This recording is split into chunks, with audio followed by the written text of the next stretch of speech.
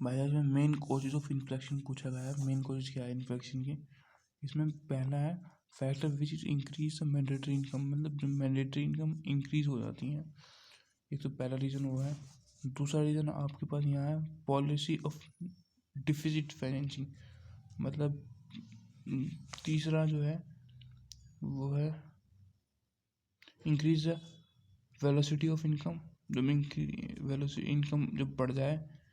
Increase in black money, जब आपके पास black money हो, ब्लैक मनी आपके पास बढ़ जाए तो आपके पास मैंडेटरी इनकम, मतलब जो आपके पास इनकम आ रही है वो बढ़ जाएगी चीज़।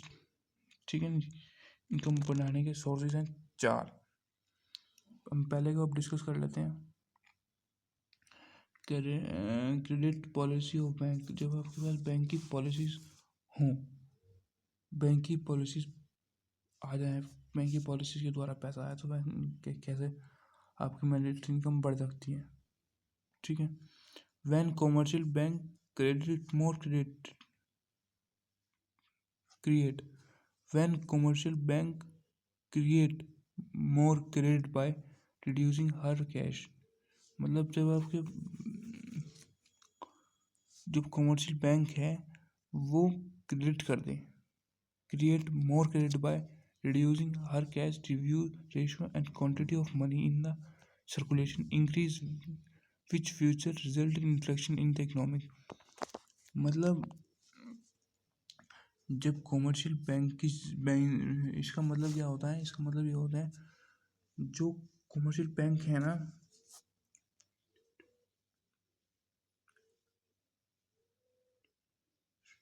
मतलब जो अपना वो कैश है वो जितने भी काम है कम कैश में करने लगे, कम मतलब कैश अपने रिड्यूस कर देगी, that by reducing her cash रिव्यू रेशियो, मतलब अपने रेशियो के अकॉर्डिंग कम कैश करने लगे तो उसमें एक फ़र्क पड़ा then quantity of money in the circulation,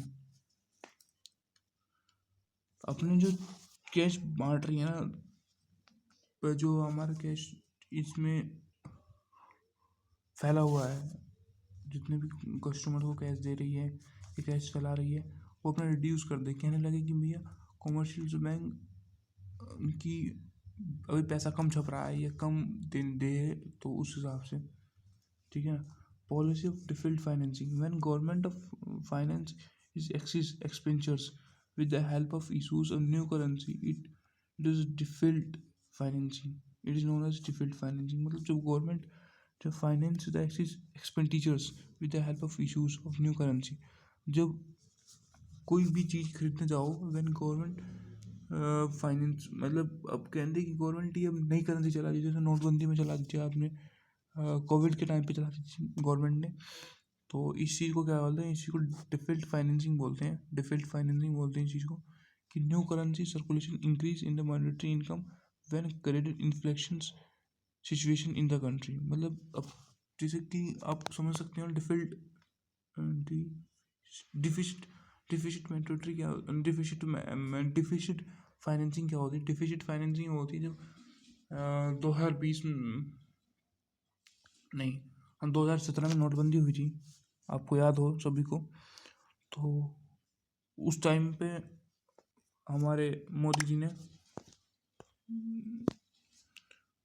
नोटबंदी कर दी थी और जितने भी पुरानी करेंसी थी वो बंद कर दी थी, 500,000 के नोट और नए 2,000 के और 500 के नोट चला दिए थे।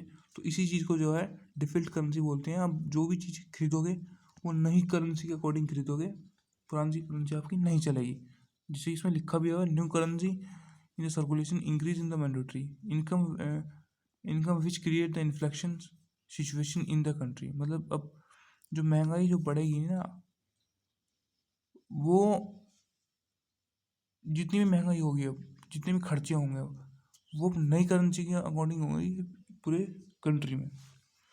Increase in velocity of money due to increase prosperity to consume, the velocity of income increase, it has some effect as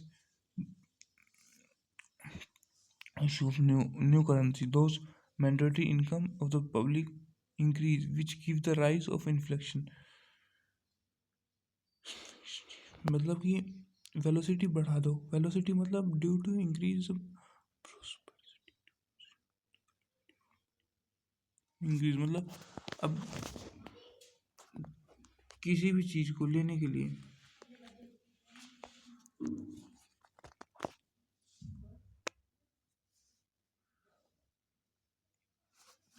due to increase of prosperity to consume the velocity of money increase, it has some effects.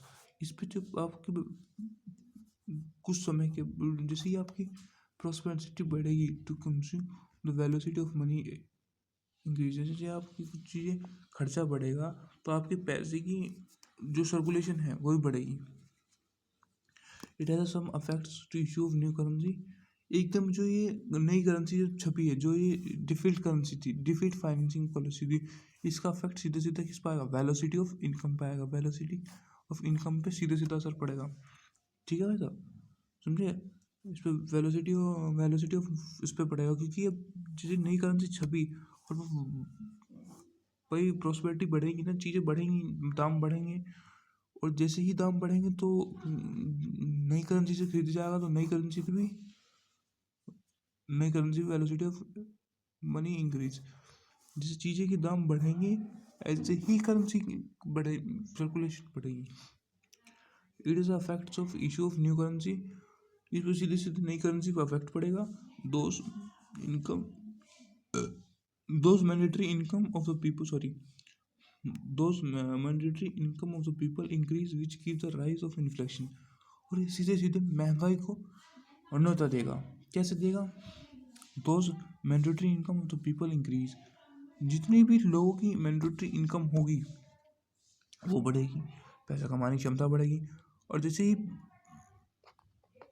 पैसा कम होगा ना लोगों पे, तो महंगाई बढ़ेगी. अब इसमें क्या है, इसमें चीज़ों का दाम बढ़ा, चीज़ों का दाम बढ़ता है, पैसा बढ़ा, चीज़ों का दाम बढ़ता है, पैसा बढ़ा.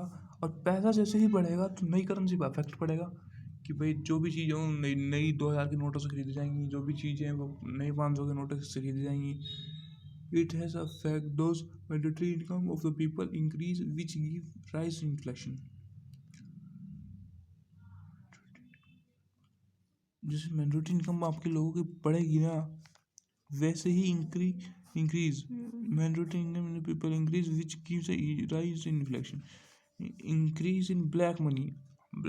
जो नेक्स्ट टॉपिक है, सॉरी थोड़ा कैमरा टेढ़ा हो गया मैं. जैसे ही ब्लैक मनी बढ़ी, ये नेक्स्ट टॉपिक है, इंक्रीज इन ब्लैक मनी.